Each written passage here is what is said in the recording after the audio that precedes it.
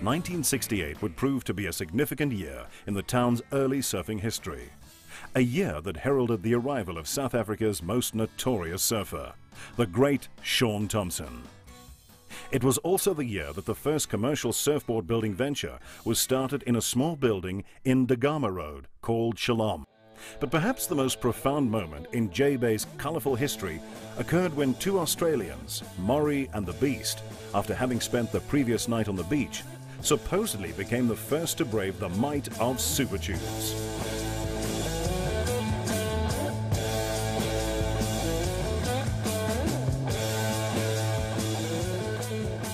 In those days when we first got here, no one surfed super tubes.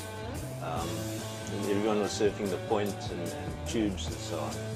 One night, about 9 o'clock, these two Aussie guys came into our house, Maury Lee and the Beast. And it was a full moon night, and they just come out the water. They said they'd just been surfing at super tubes. And we couldn't believe it. They had their boards and wetsuits, and they had tackies on, and they had ropes attached to their surfboards. And the next day, everyone was out at super tubes. Although it is generally accepted that Maury and the Beast were the first to surf supers, Matt Warshaw, in his book The Encyclopedia of Surfing, claims that Gavin Rudolph and Keith Paul were actually the first to venture out at supers. We'd graduated from Point and we started surfing tubes, and one day I was surfing with an Australian visiting surfer by the name of Keith Paul, who happened to become a very close friend of mine, and he happened to shape me some surfboards as well.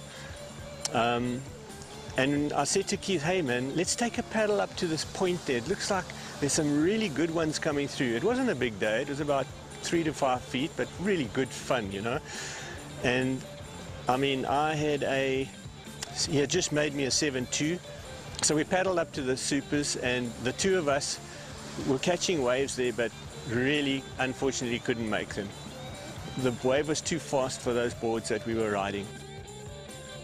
I remember my fin was at least 2 foot from the tail of my surfboard. One single fin, a big raked single fin, was so far forward from the tail of my surfboard that if it was a little bit further back, I think I would have made the wave. But we were in that time of just trying to find ways of making boards faster.